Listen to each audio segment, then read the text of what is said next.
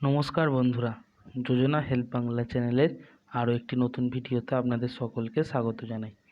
SSC TET নিয়োগ দুর্নীতি নিয়ে এমনিতেই অস্বস্তিতে রাজ্য সরকার।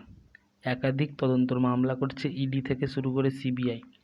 এবার গদের উপর বিস্ফোরা। কলকাতা হাইকোর্টের একটি রায়, বেতন বৈষম্য অর্থাৎ কাজ আপনি একই করবেন কিন্তু বেতনের ক্ষেত্রে পার্থক্য, কেউ পাচ্ছে কম বেতন আবার কেউ পাচ্ছে বেশি। এই বেতন বৈষম্য আর চলবে না।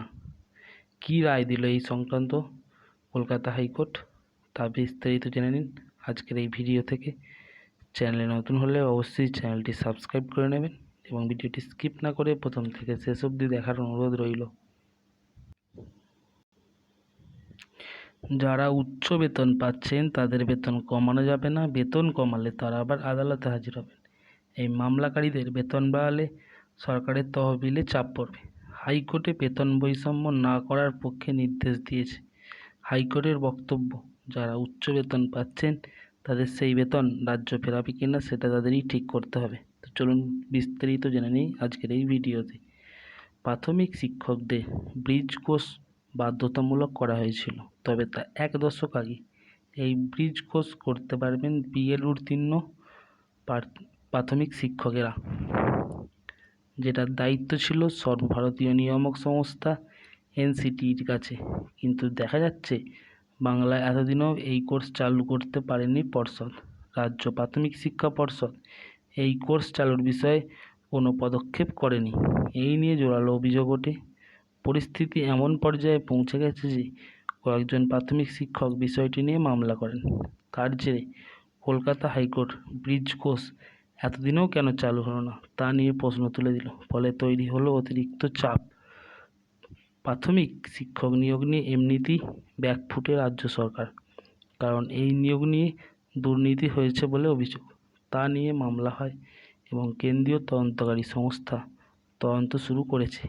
এই আবহে কোর্সের বাস্তব কার্যকারিতা নিয়েও প্রশ্ন উঠেছে, কারণ এই কোর্স না করার পরেও কয়েক হাজার বিএড উত্তীর্ণ প্রাথমিক শিক্ষককে রাজ্য সরকার এ ক্যাটাগরির শিক্ষক হিসেবে চিহ্নিত করেছে।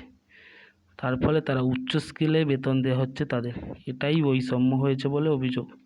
তারপর বিচারপতি হরিশ ট্যান্ডন এবং বিচারপতি শম্পা দত্ত পালের ডিভিশন বেঞ্চ নির্দেশ দিয়েছে, ব্রিজ কোর্স না করা সত্ত্বেও যদি রাজ্য সরকার 3,446 জনকে এ স্কেলে বেতন দিতে পারে তাহলে মামলাকারীরা বঞ্চিত হতে পারে না।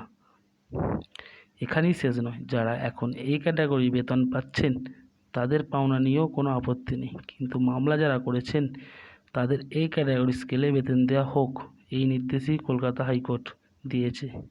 আসলে এক যাত্রায় পৃথক ফল কেন হবে সেই বিষয়ে প্রশ্ন মামলাকারীদের। এই এ ক্যাটাগরি বেতন পেতে একদল বিএড উত্তীর্ণ প্রাথমিক শিক্ষকরা কলকাতা হাইকোর্টে মামলা করেন। তাঁরা অভিযোগ করেন যে কিছু শিক্ষক তাদের সমান না হওয়া সত্ত্বেও রাজ্য সরকারের কাছে তাদের উচ্চ হারে বেতন দিচ্ছে, তাহলে তারা কেন পাবে না? তাদের অপরাধ কী? রাজ্য সরকার জবাবে আদালতে স্বীকার করে প্রায় 3,500 শিক্ষক ব্রিজ কোর্স না করেও উচ্চ হারে বেতন পাচ্ছে। এই মহাভাপরে পড়েছে রাজ্য সরকার, কারণ যারা উচ্চ হারে বেতন পাচ্ছেন তাদের বেতন কমানো যাবে না। বেতন কমালে তারা আবার আদালতে হাজির হবেন, আবার এই মামলাকারীদের বেতন বাড়ালে সরকারের তহবিলে চাপ পড়বে। অথচ কলকাতা হাইকোর্ট বেতন বৈষম্য না করার নির্দেশ দিয়েছেন। তাহলে কলকাতা হাইকোর্টের বক্তব্য, যারা এতদিন উচ্চ হারে বেতন পাচ্ছেন তাদের সেই বেতন রাজ্য ফেরাবে কি না সেটা তাদের ঠিক করতে হবে, কিন্তু তার জন্য একই যোগ্যতা আছে অথচ তাদের বঞ্চিত করা যাবে না। সুতরাং মামলাকারীদের এ ক্যাটাগরি শিক্ষক ধরে নিয়েই বেতন দিতে হবে। চাপ এইখানেই রাজ্য সরকারে। তো বন্ধুরা, এই ছিল আপডেট বেতন বৈষম্য সংক্রান্ত। কিছু শিক্ষক এই ক্যাটাগরি করে দিয়েছে, তারা পাচ্ছে উচ্চ বেতন, কিন্তু তাদের অথচ বিএড উত্তীর্ণ ডিগ্রি নেই, কিন্তু যারা এর পাওনাদার তারা পাচ্ছেন না। সেই নিয়ে হয়েছে বেতন বৈষম্য, যার জেরে হয়েছে মামলা। সেই মামলায় রায় দিয়েছে কলকাতা হাইকোর্ট যে বেতন বৈষম্য করা চলবে না। তো ভিডিওটা ভালো লাগলে অবশ্যই চ্যানেলটি সাবস্ক্রাইব করে দেবেন এবং পাশে থাকবেন। ধন্যবাদ।